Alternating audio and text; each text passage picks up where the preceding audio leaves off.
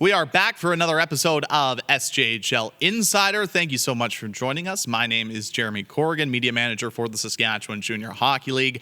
Great episode lined up as we are joined by the play-by-play voice of the Kindersley Klippers, Chris Omness, and the Clippers going through a very difficult road trip, to say the least. 5 games in 6 days. They've already played 2. Today's their off day, and they got 3 more on tap this weekend. We'll talk to him as well. But of course, for SJHL Insider and SJHL Weekly, these shows would not be possible without our great sponsors that we have here at the Saskatchewan Junior Hockey League. If you're watching the video portion, you can see it on your screen. But first and foremost, our podcast sponsor, wherever you get your podcasts, Apple and Spotify, it is presented by SGI. But all of our other great sponsors, Canterra Seeds, SaskTel, Capital Auto Mall, Saskatchewan Construction Safety Association, Chevrolet Direct West, Tourism Saskatchewan, there's SGI, SGU, Great Western, Young's Equipment, and RBC. Thank you so much for your support. These shows wouldn't be possible without the support we get from each and every one of our sponsors. Now, on the set today, it is just me. However, our co-host Clark Munroe is on the line on video chat live from his estate in downtown Regina. Clark, how are we doing today? Well, it could be better. A little bit of family sickness going on, so I'm here with the kid today. But overall, she's resting. She's feeling a little bit better, so it's okay. We're doing okay. As long as she's feeling good, the way we know she should. Good to hear. We have a couple of things to get to before we're joined by our guest. Do you still want to do the your favorite throw? I think I better. Yeah, Boys, you better. It's time for the hat trick. I would have loved if Cece, your daughter, ran into the room and threw a hat at you during that. Oh, man. Oh, I could go see if she's awake. No. She's resting. She's resting. All right. First topic. But let's get into the hat trick. Now, this has been a very interesting week, Jeromy, I think, to say the least. And I'll let you get into that. But let's look at the recap first.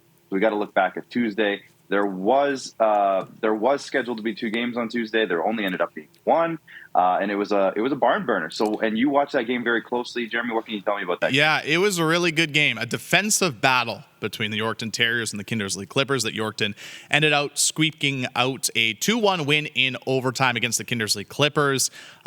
Great goaltending by Cody Jamin, and of course, on the other side of it as well, it was a pretty defensive battle between the 2 hockey clubs, between Yorkton and Kindersley. I think it was a game we had talked about both teams really needing points-wise, and as soon as it went to overtime, I was like, well, neither team's going to gain ground on each other. Yorkton's not going to get ahead of Kindersley, and Kindersley's not going to catch up to Yorkton, but a very tightly contested hockey game between Yorkton and Kindersley. And then, of course, last night on Wednesday, the Kindersley Klippers were in Melville to take on the Melville Millionaires. And the Kindersley Klippers led 3-2 in this hockey game, Clark, and they allowed 4 goals in the third period. Melville snaps a 6-game losing streak with a 6-3 win. And as you can see on your screen, we'll get to it in a bit, but the Larange Ice Wolves and Humboldt Broncos game that was scheduled for last night was also postponed.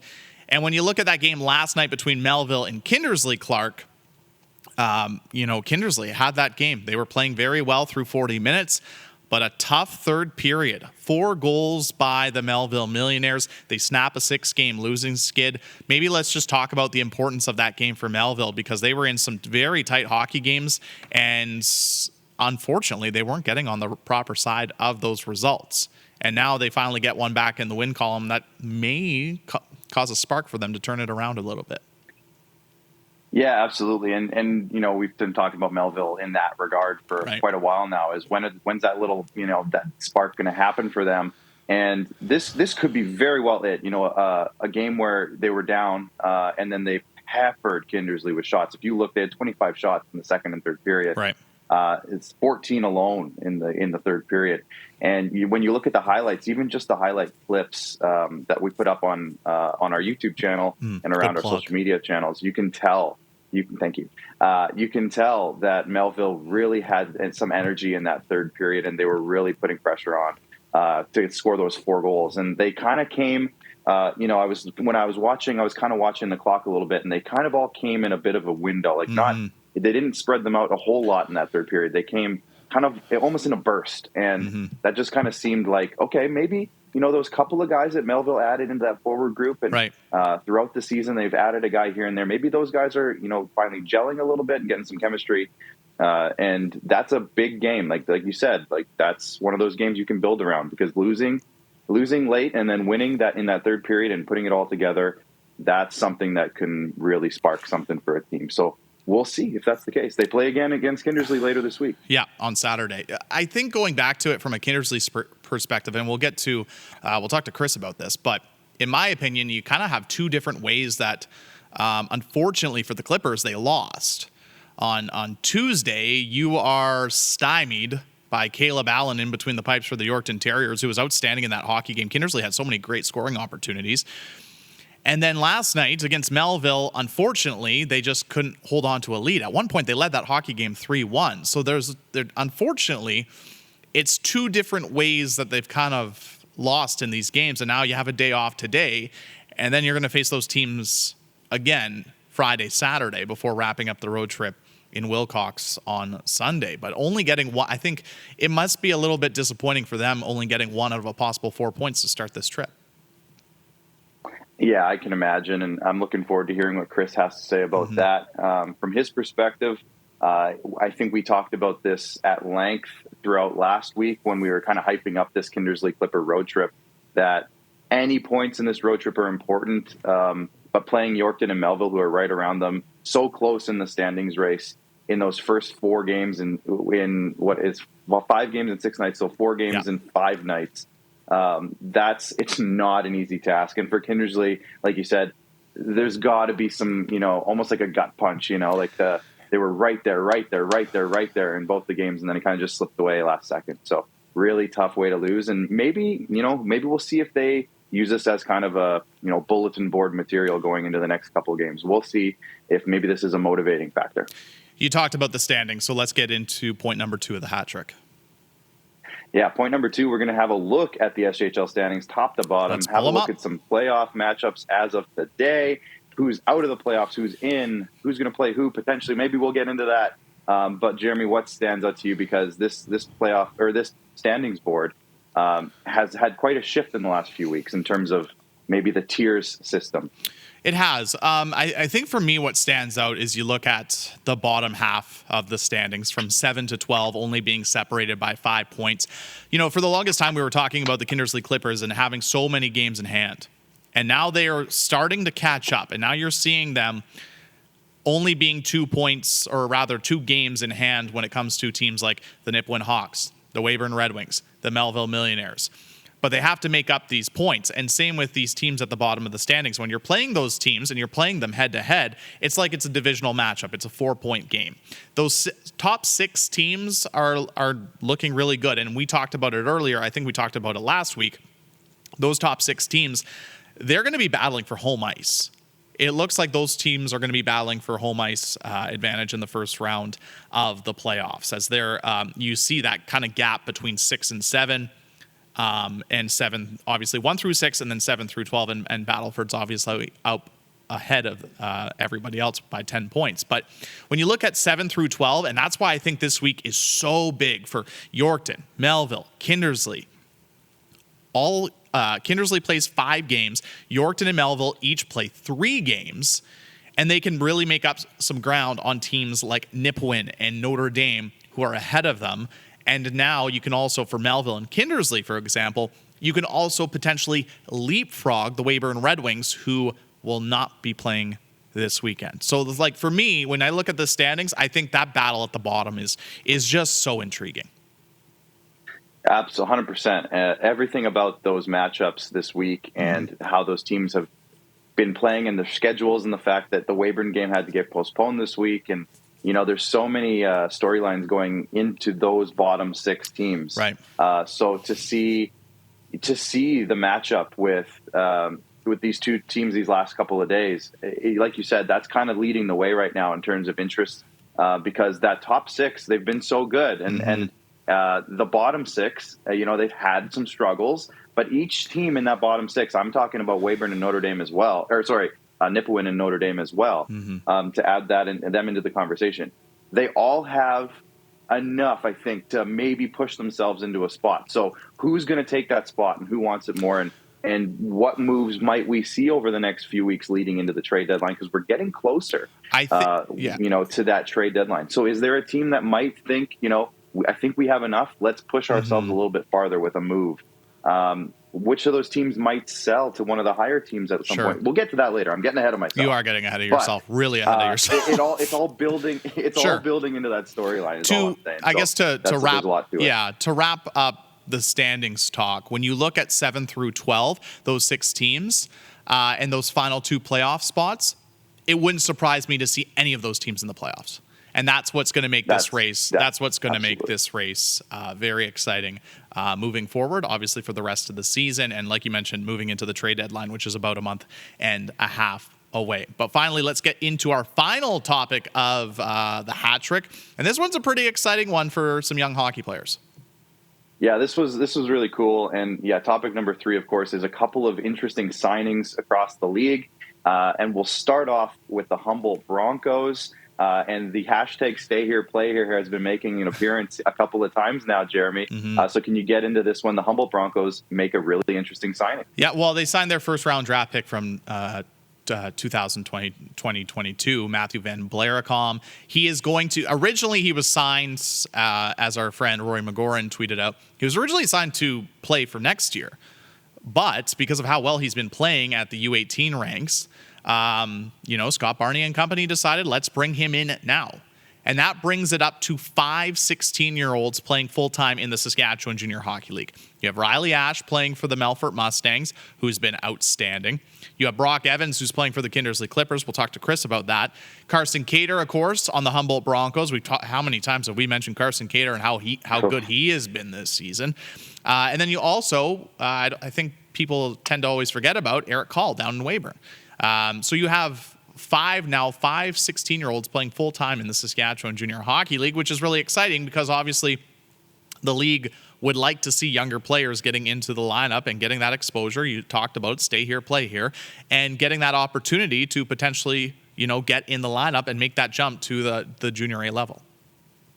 Yeah, it goes to show that there is an opportunity for these young players to get in and get some really valuable ice time. And we're not talking about kids who are, kind of just fillers. They're not. Right. These are really impactful talented players. All these players on that list that I just listed off. Yeah. They've all made a big impact on those teams. For sure. So, we're seeing I love this movement and the fact that these players are, in a way betting on themselves to play with some older players in a much, tougher league, especially as compared to maybe a AAA league or whatever they are playing otherwise. And it's great. I love to see it. And we have another one as well, but this one's more for next year. But we have seen them in the SJHL this season, Jeromy. The Kindersley Klippers have also made an addition. Can you talk about this one? Well, yeah, the Clippers officially signed Casey Brown for next season, but he has played 2 games with the Clippers already this year. He was part of that stretch last weekend for the 2 home games against the Nipawin Hawks. And you talk about a talented player playing on a very good Regina Pat Canadian squad. He has 12 goals, 12 assists in 18 games. That's pretty darn good. He's already has a Division I scholarship locked up with Arizona State. And for the fact that they can get him into the lineup for next year, I'm curious. I would like to see potentially if there's ever a situation where this year where he potentially just joins the Clippers full time. But it might be a tough situation just because of how good the Pat C's are this year, and they're going to make a pretty significant run when it comes to a U18 championship here in Saskatchewan. So I'm going to kind of be keeping my eye on that. But regardless, this is a huge addition for the Clippers for next season. Yeah, the fact that he isn't even in the league yet and he has that Division I scholarship or Division I commitment, I should say.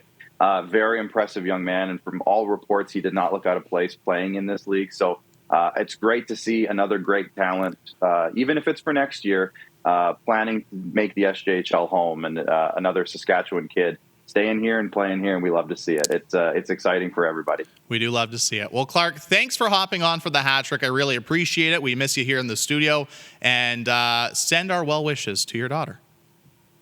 I will. Thank you guys so much. All right, we're going to stick to the video chat lines as we are now going to be pleased to be joined by the play-by-play voice of the Kindersley Klippers, Chris Omness, who joins us live from his hotel room on the road. A busy, busy week for the Kindersley Klippers. Chris, how are we doing today?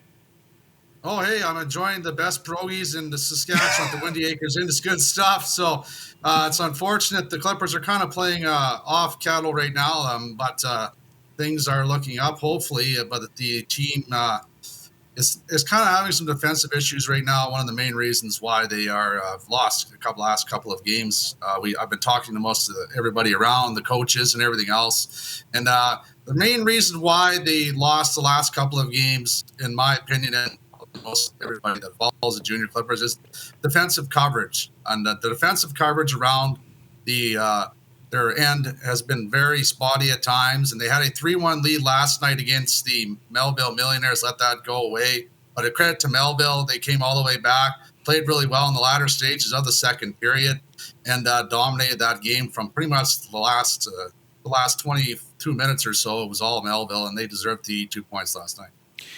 You touched on the Melville game. What about the Yorkton game? Because it seemed like that game, the defense was not too bad. It was obviously a 2-1 loss in overtime. What did you make of that game?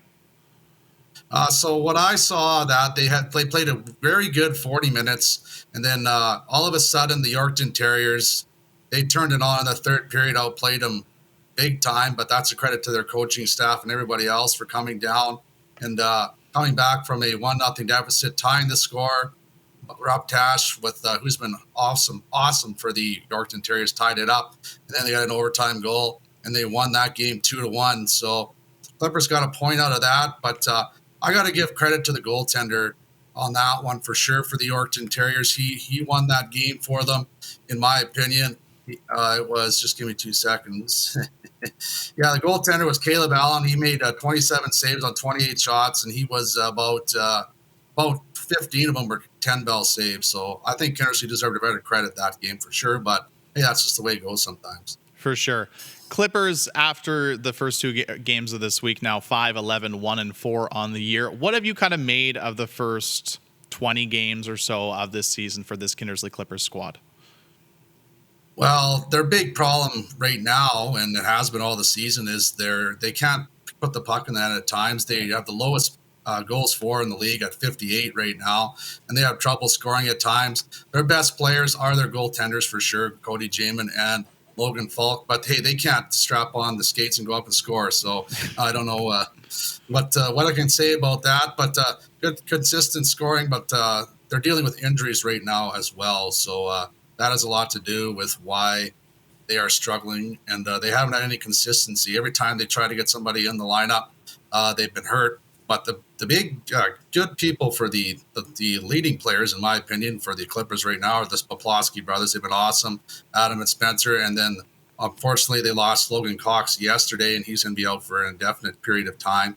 That's a big loss for the Junior Clippers moving forward. So hopefully they got to battle through it and try to, everybody deals with injuries. It's just part of the game.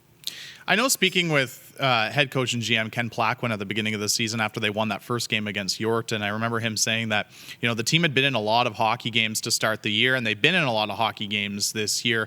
Do you feel this Clippers squad is better than what their record shows? Oh, there's absolutely no question about it, Jeromy. I totally agree. Those 5 shootout losses, they could all, right, overtime losses, whatever, those could all be wins, and that is just. That would make the record so much better. But at least they're getting points in a positive sense. But it's always to think of positive sense of getting points when you can. But the last couple of games, unfortunately, against Nipawin, they had that 4-0 lead. They fell in that game 6-4, right. 6-3, I believe, 6-4, excuse me. And then that they came back with a great effort the next game. Their best team effort that was back on Saturday. They won that game against Nipawin to salvage that split. But now we get up to the road here in Yorkton and Melville, and it just seems to be they just can't hold on to leads right now. Defensive coverage, defensive breakdowns, and that's just the way it works sometimes. You've talked about the goaltenders. You've talked about the Poplawski twins. One player I'd actually like to ask you about is, we kind of were talking about it earlier on, myself and producer Clark, was the play of 16-year-olds in the Saskatchewan Junior Hockey League. So I want to ask you about Brock Evans and his rookie season with the Kindersley Klippers and what you've seen from him, and how does he look so far this season?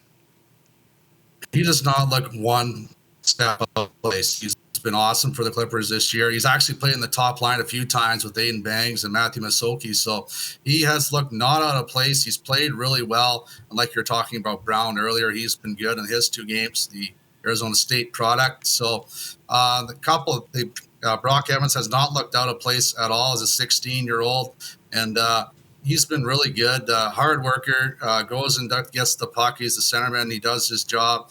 And usually he kind of, like I said, he plays with Bangs and Masoki lots, which is good because Bangs and Masoki are the 2 hardest workers on the team, the 2 best penalty killers, and the heart and soul, in my opinion, of this hockey team up front. So when you're playing with those 2 players, you know that you're doing good. So, yeah.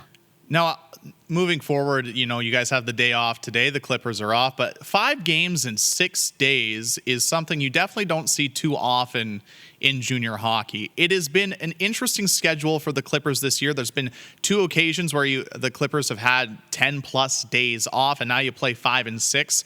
What do you make of this schedule kind of to start the year, and how challenging does that make it for the team? Oh, there's absolutely no question. That break they had before the road trip up to the Ronge, they were playing some of their best hockey of the season, and unfortunately the wind got taken out of their sails after that break. And they had a good run at home. They beat Humboldt, which was their best game of the season, along with that game against Nipawin on Saturday. And they rode that momentum. They beat Yorkton as well. And unfortunately, this time around, Yorkton beat them 2-1, but they have a different goaltender now, Caleb Allen. They had Bouchard, who went back to Quebec. So, and now the Yorkton has a different team right now. But the Clippers, those couple of long breaks, I think, hurt the team because they were playing really good hockey, and then all of a sudden you get to a pause, right? So, but that's just the way it goes. It's like that for every team in the SJHL. You just have to deal with it. And you touched on it. Now the Clippers are playing 5 games in 6 days. You've had a few games against the Yorkton Terriers, and I do believe it's the 4th meeting of the season tomorrow night between the Clippers and the Terriers. What do you expect from tomorrow night's game? Oh, back and forward, low-scoring matchups, and both goalies, whoever it is, if it's Jamin Falk for the Clippers, or if it's Allen or their new pickup for Yorkton, they have a new goaltender as well. And yes, and you can expect a back and forth game between these 2 teams. Maybe a little more scoring. We'll see what happens. Maybe Tyson Smith will play for the Yorkton Terriers tomorrow against. It's going to be Cody Jamin or Logan Falk. It doesn't really matter who it is. But in the last game, it was low scoring, but lots of action back and forth. Unfortunately, the Clippers, like I said, they don't get Logan Cox back. He's gone for an extended period of time, unfortunately. But Dylan Ruppatch for the Yorkton Terriers, he played good. And the overtime win by Dalton Mays was a nice one. And 3-on-3 overtime, it's funny, Jeremy. You win that face-off, and as soon as you get it, possession just seems to be so important, and that just seemed to happen, and that's how Yorkton won that game. Yeah, it's shaping up to be obviously an extremely busy weekend for the Kindersley Klippers, but also an extremely important weekend, playing 3 games in the 3 nights against Yorkton, Melville, and Notre Dame. Well, Chris, thank you so much for taking some time out on the road to join us today. We really appreciate it, and rest up your voice because another 3 games for you coming up this weekend. Yeah, no problem. Hey, you always got to rest your instrument. Lots of cough drops. Hey, I buy Fisherman's Friends by bulk. So there you go. You have to as a broadcaster. That's how you do it. Exactly. Well, all right, Chris, thanks a lot. Thanks so much for coming on. We really appreciate it, and enjoy the games this weekend. Thank you, Jeromy. All right, that is the play-by-play voice of the Kindersley Klippers, Chris Omness, who does a great job for Country 104 out in Kindersley with the road games all on the radio. I think last night he was also on Hockey TV as well. Does a great job in Kindersley, and yeah, it's a big weekend for the Clippers. I mean, we've talked about it numerous times on this show, SJHL Weekly. This stretch is extremely important for Kindersley. Those 2 games against Nipawin getting the split, and then this week 5 games in 6 days, and I'm sure they are hoping to get some more points out of this trip, because it's an extremely important one against teams that you're right around in the standings from 7 to 12, and they're finally making up those games in hand. So it's going to be extremely important for the Kindersley Klippers this weekend. So let's take a look at the schedule for this weekend. We'll start with Friday, and Clark kind of alluded to it when he was on. But that game at the top between the Estevan Bruins and the Weyburn Red Wings, it was announced early this afternoon, Thursday afternoon, that game has also been postponed, just like the Larange game, between Battleford. So 2 games postponed. So as a result, there's only 2 games on the schedule for a Friday night. Extremely, for a Friday standpoint, extremely quiet night in the Saskatchewan Junior Hockey League. We alluded to it. The Kindersley Klippers will visit the Yorkton Terriers. Another big matchup between those 2 teams, as both of them are fighting for a playoff spot. I know it's early, but fighting for points and fighting to get up higher in the rankings. As well, a big matchup between the Flin Flon Bombers and the Melfort Mustangs. These 2 teams are going to be playing a home and home. Both teams are playing some really good hockey. Melfort, of course, on a 4-game winning streak. The first half of the home and home at the Northern Lights Palace in Melfort at 7:30. Then moving on to Saturday, of course, like I just mentioned, Melfort and Flin Flon will be playing a home and home. The return matchup will be in Flin Flon at 7:30 on Saturday. There's that matchup between Kindersley and Melville once again, 7 o'clock at the Horizon Credit Union Center. That is going to be another very exciting game. I'm sure Kindersley will be hoping to try and get some revenge on Melville after that tough loss last night. And the Yorkton Terriers will then hit the road to Humboldt to take on the Broncos, and the Broncos playing their first game in about 6 or 7 days because they hadn't played since last Sunday. Finally, Sunday, we actually have 2 games on schedule. Usually, Sunday's either no games or just 1, but this weekend we definitely have 2. An afternoon game between the Kindersley Klippers and the Notre Dame Hounds. This will be Notre Dame's first game of the week as they take on Kindersley. Of course, Notre Dame was supposed to play on Tuesday against the Weyburn Red Wings, but that game also got postponed. So a big game for Kindersley. We'll see how much gas they have in the tank playing their 5th game in 6 days. And then the Nipawin Hawks also play their first game of the week as they visit the Melville Millionaires at 6 o'clock at the Horizon Credit Union Center. So I guess just final thoughts when it comes to this weekend's schedule. I alluded to it with Chris, just the importance of the weekends and this week for Kindersley, Yorkton, and Melville. As you saw in the standings earlier on in the show, those 3 teams, if the playoffs started today, would be on the outside looking in. So it's important for those 3 teams to get some points this weekend as they try to climb up and get closer into a playoff spot. So Yorkton and Kindersley playing tomorrow night at the Westline Insurance Arena in Yorkton, and then Kindersley and Melville once again at the Horizon Credit Union Center on Saturday, and then Kindersley playing on Sunday, and then as well Yorkton playing Saturday in Humboldt, and Melville playing Sunday in Nipawin. Huge weekend for those 3 teams, but it is a quieter weekend just because of a lot of those postponements involving the Larange Ice Wolves and the Weyburn Red Wings. As a result, there isn't as many games as there was supposed to be this weekend. So there's a couple of teams that, as a result, are not playing this weekend. Estevan, Weyburn, Battleford, Larange. There's 4 or 5 teams who aren't playing this weekend as a result of those postponements. So we hope that everyone gets healthy from Larange and Weyburn, so then they're back on the action. Of course, more details on that can be found on our website, sjhl.ca. And if you want to stay up to date in the Saskatchewan Junior Hockey League, you can follow us on all of our social media platforms. You can see it on your screen right now if you're watching the video version, but like us on Facebook, follow us on Twitter, Instagram, TikTok. As well, subscribe to our YouTube channel. That's where you can find all the video versions of SJHL Insider, SJHL Weekly, as well as all of our features, highlights, and much, much more that is coming to the SJHL YouTube page. There is a lot in the works. Some stuff I can't talk about, but there is a lot coming to the YouTube channel. So be sure to subscribe to that. It is free. It's worth mentioning. The subscribe button is free. You don't have to pay to subscribe. But stay tuned to all of our social media channels for the latest and greatest in the Saskatchewan Junior Hockey League. Before we go, we have to say a big thanks to our sponsors once again. Of course, SGI is our podcast sponsor. Be sure to, if you want the audio version of these shows, go to wherever you get your podcast from, subscribe, SJHL Media, and that's where you could subscribe and get both of the shows, SJHL Weekly and SJHL Insider, and those are, the audio versions are presented by SGI. But we have so many great sponsors: Canterra Seeds, SaskTel, Capital Auto Mall, Saskatchewan Construction Safety Association, Chevrolet, Tourism Saskatchewan, Direct West, SGI, SGU, Great Western, Young's Equipment, RBC. Thank you all so much for your support. Without your support, this show would not be possible each and every week.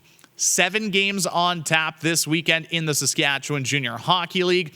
Try and make it out to your local rinks if you can, because there are going to be some great games this weekend. If you can't, be sure to subscribe to Hockey TV. The subscription's just $29.99 a month, as you can watch all the games in the Saskatchewan Junior Hockey League with a subscription. It is not based by each team.